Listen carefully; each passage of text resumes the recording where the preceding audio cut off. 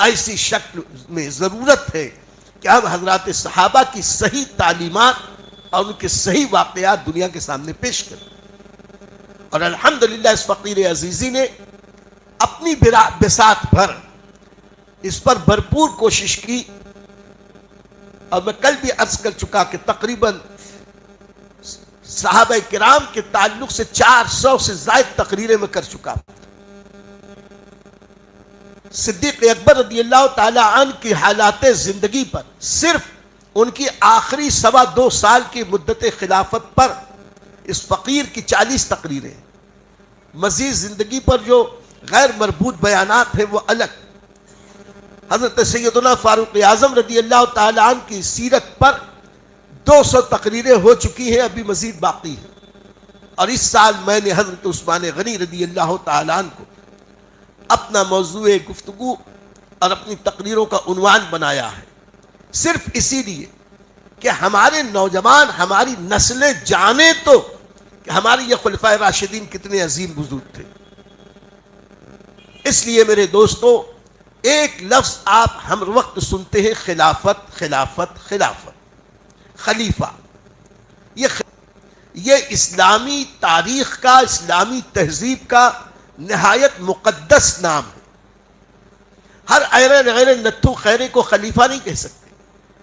یہ تو شیعوں نے باقاعدہ خلفائے راشدین کی عظمت کو کم کرنے کے لیے نائیوں کو خلیفہ کہنا شروع کر دیا.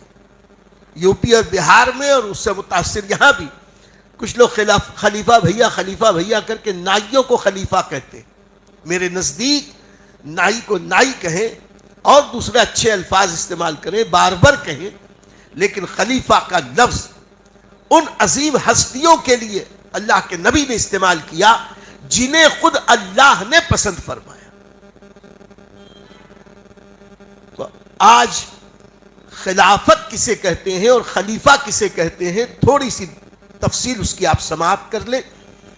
دراصل سید الانبیاء نبی مکرم سلطان دو عالم صلی اللہ تعالی علیہ وسلم کے وصال اقدس کے بعد اسلامی مرکزیت کو برقرار رکھنے کے لیے آپ کے جانشین مقرر کرنے کا جو طریقہ اختیار کیا گیا اسے خلافت کہتے ہیں.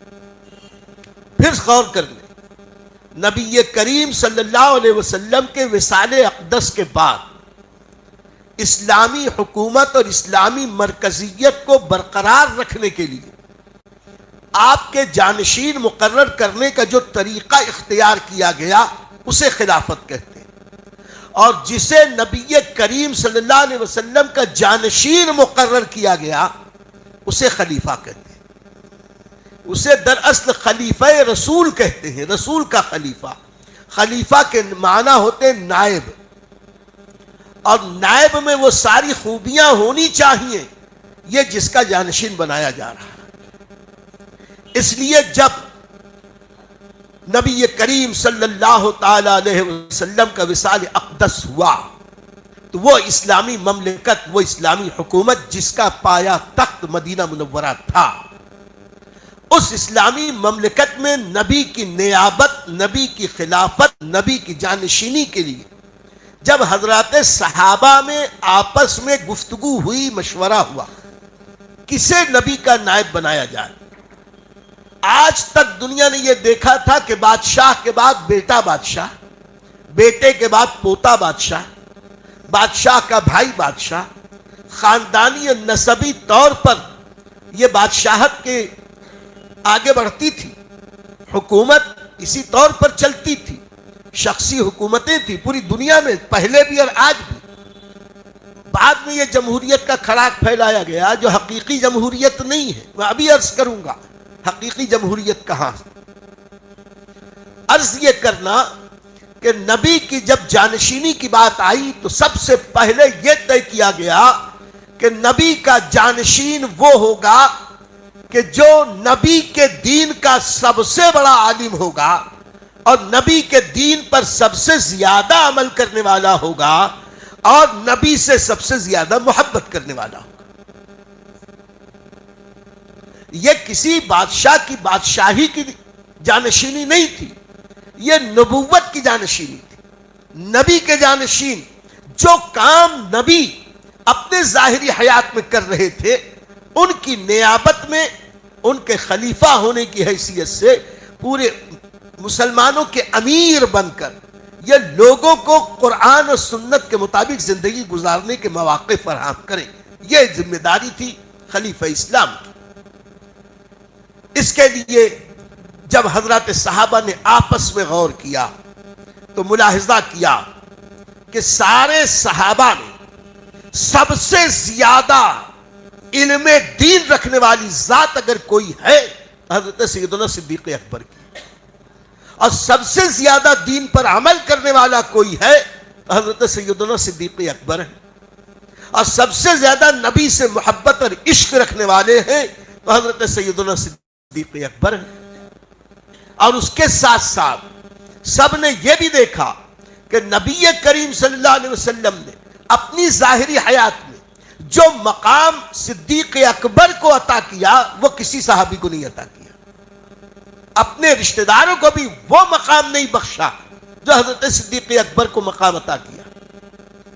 یہاں تک کہ جب اس دنیا سے تشریف لے جانے کا وقت قریب آیا اور سرکار علیہ الصلوۃ والسلام بعض وجوہات کی وجہ سے اپنے کاشانہ اقدس سے مسجد نبوی شریف بھی تشریف نہ لا سکے تو حضور صلی اللہ علیہ وسلم نے حکم فرمایا ابو بکر کو بلاؤ۔ حضرت ابو بکر آئے اور آنے کے بعد حضور صلی اللہ علیہ وسلم نے حکم دیا کہ میری جگہ تم مصلی امامت پہ کھڑے ہو کر مسلمانوں کو نماز پڑھاؤ۔ امامت، نماز کی قیادت، یہ سارے دینی معاملات میں سب سے اہمیت رکھتی ہے۔ حضرت صدیق اکبر کو اس وقت امامت کا حکم دیا جبکہ حضرت علی مرتضیٰ بھی موجود ہیں، حضرت عثمان غنی اور حضرت فاروق اعظم بھی موجود ہیں، نبی کے چچا حضرت عباس بھی موجود ہیں، نبی کے دوسرے چچا زاد بھائی بھی موجود ہیں، لیکن نبی کریم صلی اللہ علیہ وسلم نے رشتہ داری کی بنیاد پر اپنا نائب نہ بنایا بلکہ دینداری کی بنیاد پر صدیق اکبر کو اپنا نائب بنایا۔ اور کمال یہ ہے کہ صدیق اکبر نبی کے خاندان بنی ہاشم سے نہ تھے۔ آقا کریم نے بتا دیا کہ انا اکرمکم عند اللہ اتقاکم، تم میں سب سے عظمت والا، کرامت والا، سب سے پسندیدہ اللہ کے نزدیک وہ ہے جو تم میں تقوی والا ہے۔ حضرت صدیق اکبر کا انتخاب کر کے نبی نے بتا دیا کہ میرے بعد اگر کوئی متقی ہے تو صرف اور صرف ابو بکر صدیق ہے۔ اور نبی کے اس فعل سے اور لوگوں کو انسپریشن پا کر ان صحابہ کرام نے یہ طے کیا کہ جب نبی کا وصال اقدس ہو گیا تو نبی نے اپنے ظاہری حیات میں جسے ہمارے دین کا امام بنایا تھا اسے ہم اپنی دنیا کا بھی امام بنا لیں گے۔ نتیجہ یہ نکلا کہ سارے صحابہ کرام نے حضرات خلفائے راشدین میں سب سے پہلے حضرت صدیق اکبر رضی اللہ تعالیٰ عنہ کو اپنا امیر چنا، یعنی نبی کا جانشین منتخب کیا۔ تفصیل میں نہ جاتے ہوئے مختصر میں عرض کروں کہ جیسے ہی سرکار کا وصال اقدس ہوا، انصار مدینہ نے یہ سمجھا کہ مدینہ ہمارا ہے، مہاجرین تو باہر سے آئے ہیں، یہاں کی ساری زمینیں، ساری ملکیت تو ہماری ہے، تو امیر بھی ہمیں میں سے ہونا چاہیے۔ تو سقیفہ بنی ساعدہ میں حضرت سعد بن عبادہ کے مکان پر انصار مدینہ نے میٹنگ کی کہ کیوں نہ ہم اپنے میں سے کسی ایک کو امیر چنیں۔ یہ خبر مسجد نبوی میں سیدنا صدیق اکبر اور فاروق اعظم کو ملی اور یہ غیر اسلامی بات تھی، اس لیے کہ نبی کا جانشین وہ ہوگا جو سب سے زیادہ علم دین رکھے، سب سے زیادہ متقی ہو، سب سے زیادہ نبی سے عشق رکھے، اور کچھ قوانین اللہ کے نبی نے دیے تو اس کے مطابق امیر چننا تھا۔ اتفاق سے اس وقت نبی کریم کے وصال اقدس کا غم اتنا تھا کہ سب اپنے ہوش و حواس میں نہیں تھے۔ ایک لائک کا ایک نشان ہوتا ہے نیچے کی طرف، تو جب آپ لائک کریں گے تو یوٹیوب جو ہے اور آگے اس بیان کو فارورڈ کرتا ہے، جو پوری دنیا میں الحمدللہ پوری دنیا کے مسلمان اس پروگرام کو دیکھ رہے ہیں۔ تو آپ چاہتے ہیں کہ اس عظیم نیکی میں آپ شریک ہو۔ حضور خطیب برقاتی خلیفہ محدث کبیر حضرت علامہ وقار احمد رضوی صاحب قبلہ کے ملفوظات سے ہم ہمارے قلوب کو منور کر رہے ہیں۔ تو ان سنہری باتوں کو، ان قیمتی باتوں کو پوری دنیا میں پہنچانے کے لیے آپ ہماری مدد کریں۔